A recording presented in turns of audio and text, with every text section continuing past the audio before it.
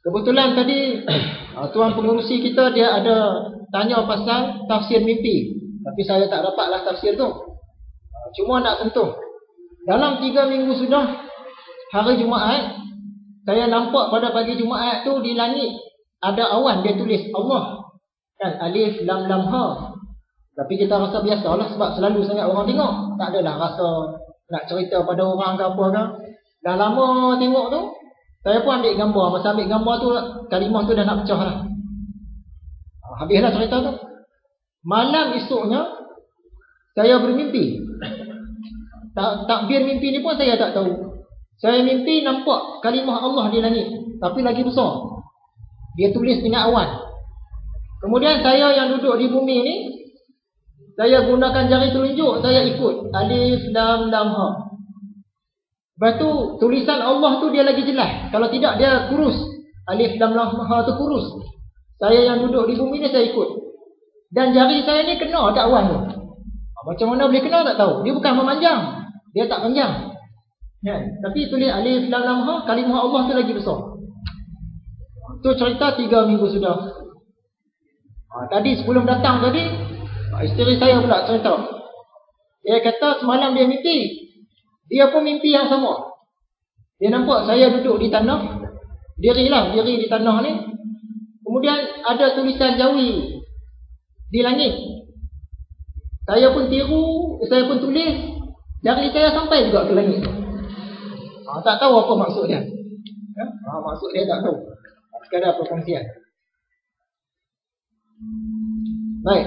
Dalam kuliah yang lepas, antara perkara yang kita sentuh, yang pertama, kita hendaklah menilai diri kita sendiri. Kita ni berada dalam golongan yang mana? Ada 4 golongan, saya senaraikan di situ. Golongan yang pertama, ada ilmu, tapi dari segi amal dia sangat kurang. Ilmu agama ni banyak. Kalau sembang dengan dia memang hebat sembang dia tu. Tapi kalau program agama ke, kata nak main semayang ke apa ke, dia tak main. Satu bahagian. Adakah kita duduk dalam golongan ini?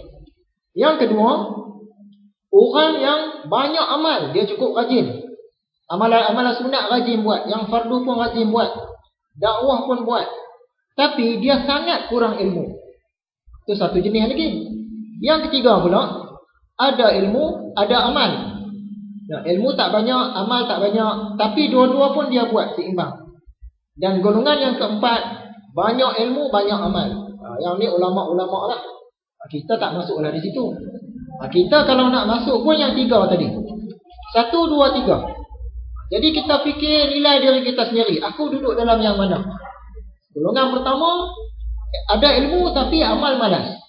Golongan yang kedua, amal banyak tapi kurang ilmu. Dan golongan yang ketiga, ilmu ada, amal pun ada. Walaupun tak banyak tapi seimbang. Kita harap-harap kita dapatlah masuk golongan yang ketiga jadilah. Kalau tak masuk golongan keempat pun, iaitu yang banyak ilmu dan banyak amal. Kemudian kita katakan, ilmu tanpa amal ibarat pemanah yang tidak berlatih memanah. Dia ilmu memanah memang ada. Dia masuk universiti memanah. Konon-konon adalah universiti memanah. Memang luluslah memanah ni. Nak cerita pasal panah semua dia tahu. Nak buat panah dia tahu. Nak tembak musuh jarak mana dia tahu. Nak tarik kuat mana dia tahu. Tapi dia tak berlatih. Bila sampai waktu perang, orang tengok memang dia memanah, tapi satu panah pun tak kena. Sebab apa? Ilmu ada, dia tak amal. Itu satu jenis. Jadi orang yang ada ilmu, dia tak beramal, diibaratkan macam pemanah yang tak berlatih memanah. Ilmu memanah dia ada, tapi dia tak berlatih. Bila sampai waktu perang, dia panah-panah tak kena. Rugi. Amal tanpa ilmu ibarat pemanah yang tidak ada ilmu memanah. Satu jenis manusia lagi pula, dia rajin beramal, ilmu tak ada. Contoh dia, masa perang, sebelum tu dia tak pernah belajar ilmu memanah. Dia tak tahu langsung pasal memanah ni. Bila sampai time perang, dia kata, okey, saya nak masuk kumpulan pemanah. Dia pun duduk atas kota, dia siap dengan panah dia. Memang laju dia panah. Orang lain baru 3 panah, dia dah 10 panah dah. Laju. Sak punya laju. Tapi disebabkan dia tak ada ilmu memanah, dia harapkan amal dia saja. Amal laju dia tu, panah dia pun tak kena juga. Jadi dua-dua golongan pun rugi. Yang ada ilmu memanah tak berlatih pun rugi. Yang tak ada ilmu memanah tapi dia duk rajin memanah, rugi juga.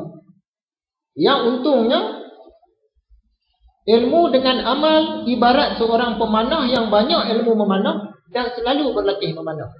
Ilmu memanah pun dia ada dan dia pula rajin berlatih.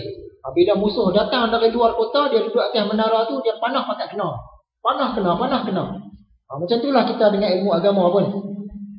Jadi apa tindakan kita sekarang bila kita dah faham benda ni? Yang pertama, kita kena cari ilmu agama sebanyak mungkin.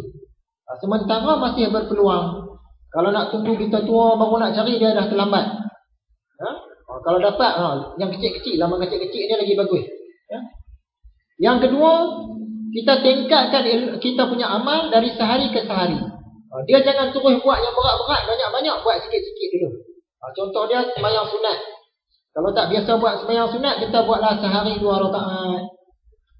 Sehari 2 rakaat. Selang 2-3 minggu naik, sehari 4 rakaat. Lepas tu naik lagi, sehari 6 rakaat. Dengan cara itu dia boleh istiqamah. Kalau kita tak biasa buat solat sunat, tiba-tiba kita datang naik syekh rasa teringin nak beramal ibadah, kita dapat macam hidayah lah. Sehari terus buat 20 rakaat. 20. Mai selang 2-3 minggu dia mula malas lah. Dia turun. Daripada 20 tadi turun.